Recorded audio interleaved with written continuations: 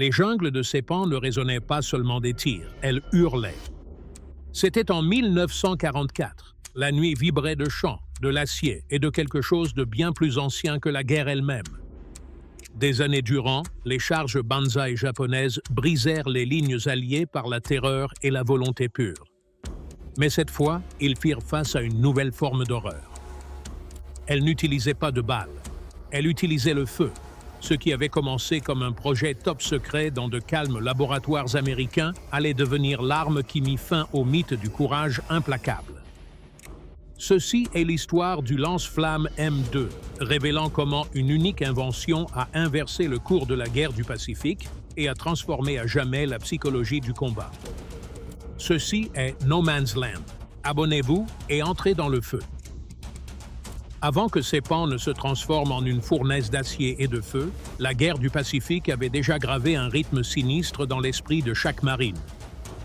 Des plages de Guadalcanal aux atolls coralliens de Tarawa, une unique vérité se répétait inlassablement. Les Japonais ne capitulaient pas. Ils luttaient jusqu'à n'avoir plus rien à combattre. Chaque grotte devint une forteresse, chaque tranchée un tombeau. Ce n'était pas de la stratégie, c'était une conviction. Le code du Bushido avait été transformé en quelque chose de plus sombre. Un credo qui glorifiait la mort au service de l'empereur et condamnait la reddition comme une honte éternelle. Les officiers disaient à leurs hommes que la capture signifiait la torture, que les Américains les souilleraient. Alors ils chargeaient inlassablement, à maintes reprises, leur ultime souffle se transformant en un cri de ralliement, souhaitant 10 000 ans de règne à l'empereur. Ces charges Banzai étaient plus que des attaques physiques, c'étaient des armes de terreur. Elles ne frappaient pas seulement la chair, mais aussi les nerfs. Des vagues de soldats hurlants affrontaient les tirs, leurs visages illuminés par les explosions, leur détermination inébranlable même lorsqu'ils tombaient. Certains portaient des fusils, d'autres seulement des sabres ou des grenades attachées à leur torse. C'était le chaos qui défiait l'esprit humain à rester serein et de nombreux jeunes Marines n'y parvenaient pas. Certains se figeaient, d'autres tiraient à l'aveugle. Peu importait le nombre de soldats japonais tués. L'élan de la charge brisait souvent la ligne avant même de l'atteindre. Les commandants étudiaient ce schéma avec une terreur grandissante. Les armes conventionnelles, fusils, mortiers, même l'artillerie, pouvaient tuer les hommes, mais elles ne pouvaient pas arrêter la folie qui les animait. Chaque campagne insulaire paraissait comme un éternel déjà-vu, un cycle incessant de sang et de bravoure qu'aucune multitude de balles ne pouvait faire disparaître. Les Américains avaient la technologie, les Japonais avaient la conviction. Mais la conviction, comme ils allèrent l'apprendre, ne peut survivre que jusqu'à ce qu'elle rencontre quelque chose de plus terrifiant qu'elle-même. Dès 1944, l'US commandement savait que cela devait finir. Ils n'avaient pas besoin d'un nouveau fusil. Ils avaient besoin d'une autre forme de peur. La solution pour briser cette charge implacable n'est pas venue des lignes de front. Elle est venue des laboratoires où les ingénieurs n'étudiaient pas le courage, mais la chimie. L'armée américaine avait, avant cela, déjà eu affaire à des lance-flammes. Les Allemands les avaient employés durant la Première Guerre mondiale. Des dispositifs grossiers projetant du carburant incandescent dans les tranchées, mais aussi risqués pour leurs porteurs. Ils crachaient, fuyaient, explosaient, s'y touchaient. Pourtant, l'idée persistait. Le feu était absolu. Le feu consumait absolument tout, ne laissant ni couverture, ni seconde chance. Dès les premières années de la Seconde Guerre mondiale, les scientifiques américains ont revisité cette arme ancienne avec une touche de modernité. Comment la rendre portable, fiable et assez mortelle pour changer le cours de la guerre dans la jungle? Dans des ateliers improvisés, dispersés à travers le Pacifique, ils commencèrent à fabriquer quelque chose d'inédit, le lance-flamme M2, officiellement désigné sous le nom de M2-2. Il n'était pas élégant. Il était lourd, brutal et simple. 2 réservoirs cylindriques remplis de carburant étaient attachés au dos de l'opérateur, tandis qu'un plus petit réservoir d'azote fournissait la pression. Un tuyau le reliait à une lance manuelle qui pouvait projeter le feu plus loin que quiconque ne l'aurait cru possible, à 27 mètres. Le carburant était de l'essence épaissie par un nouveau composé, le napalm, un gel collant et ardent qui adhérait à tout et ne s'éteignait pas.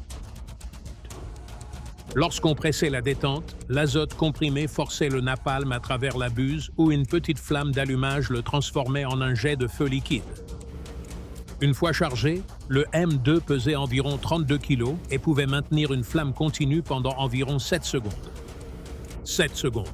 C'était le temps nécessaire pour transformer une crête de jungle en un véritable enfer. Elle fut conçue pour l'efficacité, non pour l'esthétisme. Les Marines qui le virent ne réalisaient pas qu'ils tenaient un appareil qui allait redéfinir la guerre. Plus qu'une simple arme, c'était une terreur portative sur le point d'être libérée dans un monde où la bravoure seule n'était plus suffisante pour assurer la survie. Chaque marine qui endossait un lance-flamme M2 savait ce que cela signifiait. Dès que cet encombrant double réservoir se posait sur votre dos, vous deveniez la cible prioritaire sur le champ de bataille. L'ennemi n'avait aucun besoin de voir votre visage. La silhouette de ces cylindres était amplement suffisante. Les snipers étaient formés pour les trouver, pour cibler ces réservoirs et pour vous transformer en une explosion bien vivante.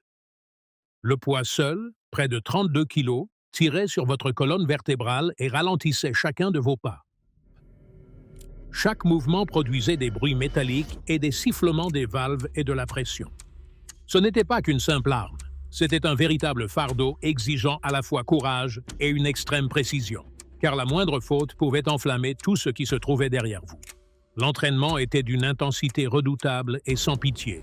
Les Marines apprenaient à opérer par binôme, l'opérateur du lance-flamme et son protecteur, un fusilier dont la mission était de le défendre coûte que coûte.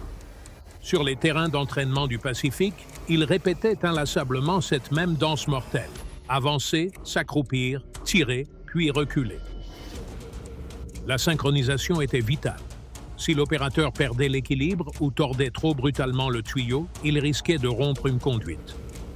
Une balle traçante pouvait percer le réservoir et changer l'opérateur en boule de feu. Néanmoins, en dépit du péril, se trouvaient des volontaires, des hommes considérant cette arme non comme une malédiction, mais plutôt comme une épreuve. Ils s'appelaient les porteurs de torches, moitié par fierté, moitié par humour noir. Mais il y avait une autre bataille, la morale, à laquelle aucun manuel ne pouvait les préparer. Tirer sur un ennemi à distance était une chose. Regarder un être humain être consumé par le feu en était une autre. Les cris perçants, l'odeur suffocante, la vision insoutenable de ces corps se contorsionnant d'agonie, tout cela s'imprimait profondément dans l'esprit. Certains vomissaient après leur première mission. D'autres restaient silencieux plusieurs jours. Malgré tout, ils chargeaient les tanks et y retournaient. Ils comprenaient ce que les officiers avaient déjà appris. Face à un ennemi qui refusait de se rendre, la pitié devenait un luxe. Dans les jungles de la guerre du Pacifique, la survie exigeait le feu et les hommes qui le portaient devaient devenir à la fois l'arme et le témoin de la plus sombre vérité de la guerre, que la peur elle-même pouvait être fabriquée. Dès l'été 1944, l'avancée américaine à travers le Pacifique était devenue un jeu d'échecs brutal de saut d'île en île. Chaque coup les rapprochait du Japon, mais chaque nouvelle case sur la carte coûtait la vie à plus d'hommes. Puis vint Saipan, la clé de tout. Cette île des Mariannes, à peine 24 km de long, était bien plus que du corail et de la jungle. C'était la piste d'envol parfaite. Depuis Saipan, les nouveaux bombardiers américains B-29 Super Fortress pouvaient frapper Tokyo même. Les deux parties connaissaient son importance et toutes deux savaient que celui qui la possédait déciderait du destin de la guerre du Pacifique. Les Japonais fortifièrent Saipan avec 31 000 soldats, de l'artillerie dissimulée dans les falaises calcaires et des galeries souterraines qui faisaient de l'île un véritable nid d'abeilles mortelles. Ils jurèrent qu'aucun Américain n'y mettrait jamais les pieds vivants. Le 15 juin 1944, 8000 Marines américains débarquèrent sur les plages lors de la première vague. En quelques minutes, la mer devint rouge. L'artillerie pleuvait depuis les crêtes. Les mitrailleuses fauchèrent la surface des vagues.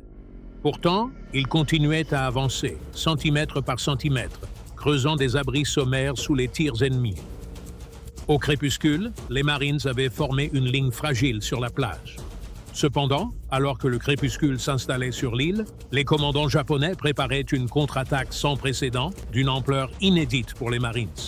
Ils rassemblèrent leurs blessés, distribuèrent du saké, affûtèrent les baïonnettes et donnèrent un dernier ordre: mourir avec honneur pour l'empereur. Chaque soldat survivant à Saipan, de l'officier chevronné au jeune conscrit, allait prendre part à une ultime charge banzai d'une ampleur sans précédent. Les Marines l'entendirent avant de le voir, un chant grave qui roulait à travers la jungle, enflant comme le tonnerre. Alors surgit le reflet des baïonnettes sous les éclairs des fusées, des milliers de silhouettes déferlèrent à l'unisson, hurlant « 10 000 ans », tandis qu'elles s'écrasaient sur les lignes américaines. Ce n'était pas une simple tactique, mais plutôt un suicide rituel, des vagues humaines se jetant sur les mitrailleuses et les mortiers. Mais parmi les Marines, cette nuit-là, de nouvelles silhouettes étaient tapies derrière les crêtes, leurs chars luisant au clair de lune. Le lance-flamme M2 venait d'arriver sur le champ de bataille et la jungle allait être incendiée. Dès minuit passé, au cours de la nuit du 7 juillet 1944, l'assaut banzai le plus massif de toute la guerre du Pacifique déferla à travers les crêtes escarpées de Saipan. Près de 3000 soldats japonais se ruèrent à travers la jungle, ivres d'adrénaline et de saké, hurlant le nom de l'empereur tandis qu'ils se jetaient dans un mur de feu américain.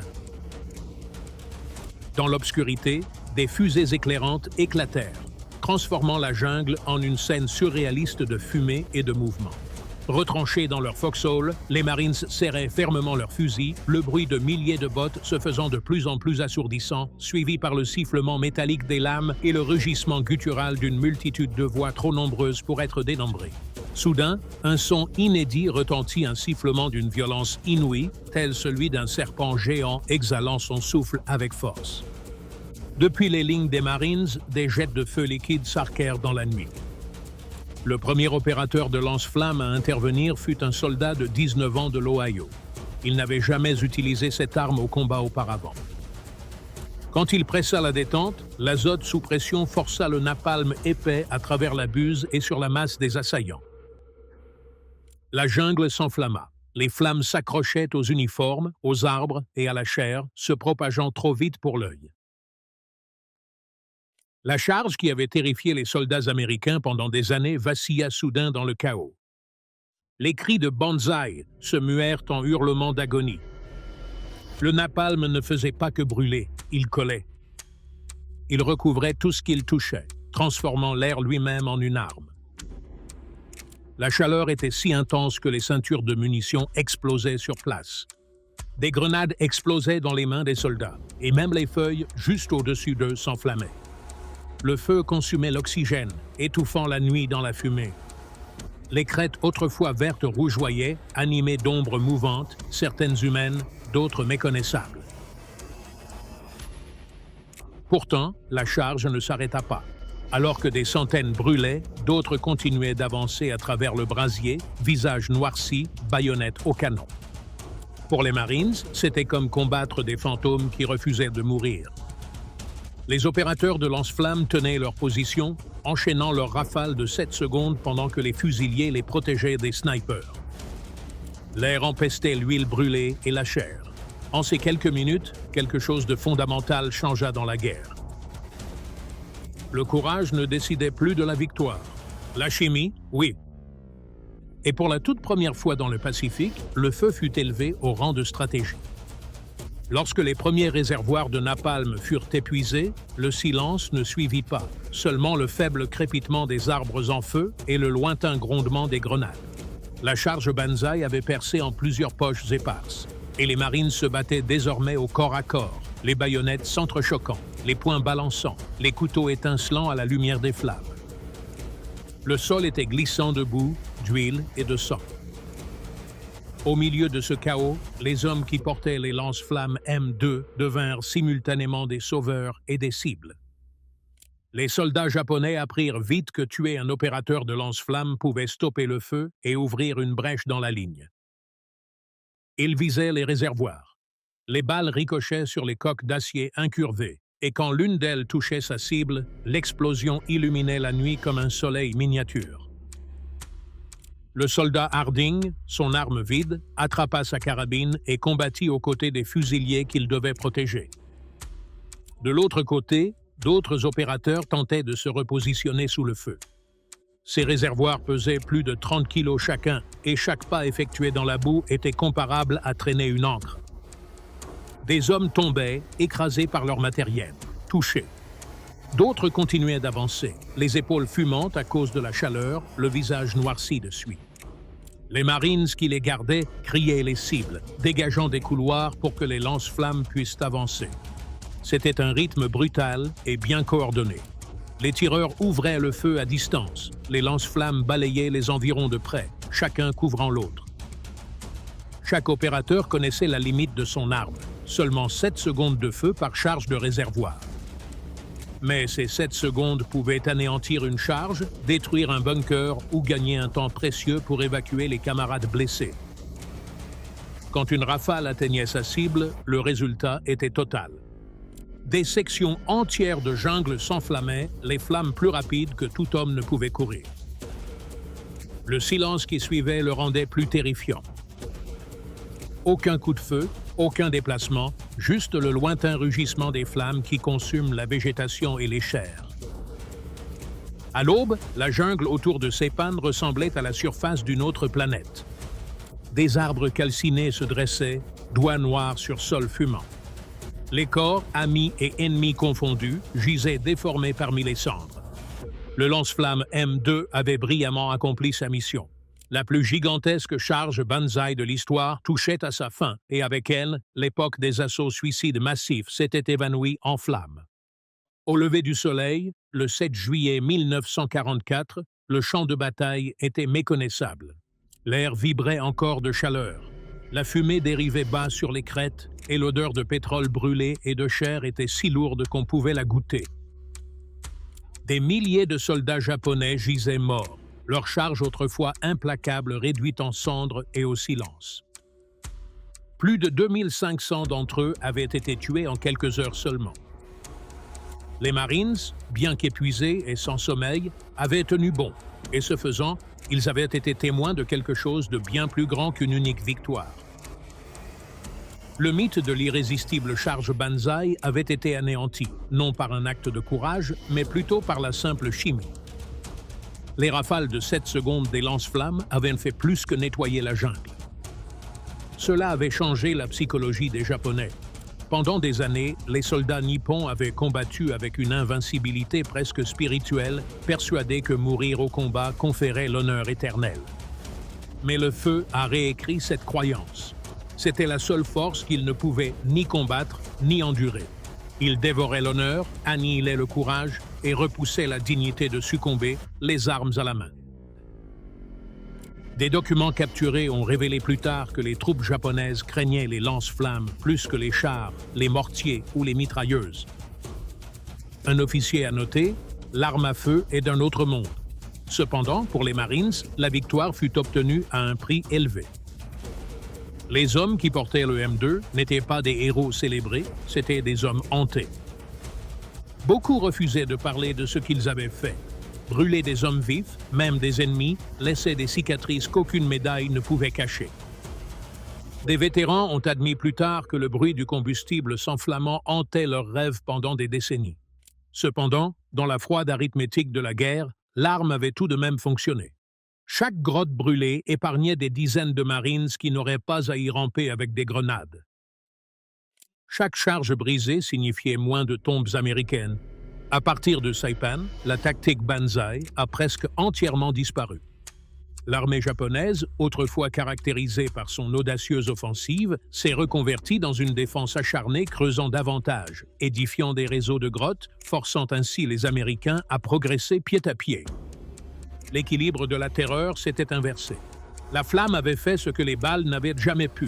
Elle avait appris la peur même aux guerriers les plus fanatiques.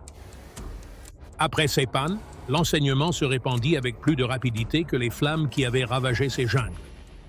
Ce qui débuta comme arme improvisée portée par des Marines devint vite un outil essentiel pour l'armée américaine. La machine militaire, le lance-flamme M2, d'abord un dispositif défensif, est devenu la colonne vertébrale de l'avancée américaine, île après île.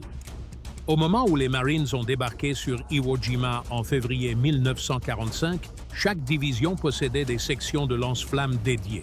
Ils s'entraînaient jour et nuit pour nettoyer grottes, tunnels et blocos inaccessibles à l'artillerie. Sur un terrain volcanique où même les tanks peinaient à grimper, ces hommes devinrent la pointe du fer de lance, avançant dans les ténèbres avec pour seuls atouts un réservoir de napalm et 7 secondes d'enfer. Iwo Jima était une forteresse bâtie dans la terre même. Sous les plages de sable noir et les crêtes déchiquetées, les Japonais avaient creusé plus de 16 kilomètres de tunnels, de bunkers et de chambres remplies de munitions et de nourriture. Ils n'avaient aucune intention de battre en retraite. Leurs ordres étaient simples, se battre jusqu'à la mort et emporter autant d'Américains que possible avec eux. Mitrailleuses et grenades ne pouvaient les atteindre dans leurs grottes. L'artillerie se contentait de boucher les entrées. La solution résidait encore une fois dans le feu. Les équipes de lance-flammes avançaient par deux, rampant sous le feu jusqu'à l'entrée des grottes. Des fusiliers et des experts en démolition les flanquaient, assurant un tir de couverture pendant que les opérateurs préparaient leurs réservoirs et visaient. La première explosion emplit la caverne d'un vacarme assourdissant, noyant le vent, les coups de feu et même la pensée. Les flammes progressaient rapidement vers l'intérieur, consumant l'oxygène et tapissant les parois rocheuses de napalm incandescent. La température à l'intérieur de ces tunnels grimpait au-delà de 2000 degrés. En quelques secondes, les défenseurs fuyaient en hurlant sous le feu des mitrailleuses ou suffoquaient sur place. Ce n'était pas seulement de la destruction, c'était une annihilation totale. Un marine l'a décrit des années plus tard.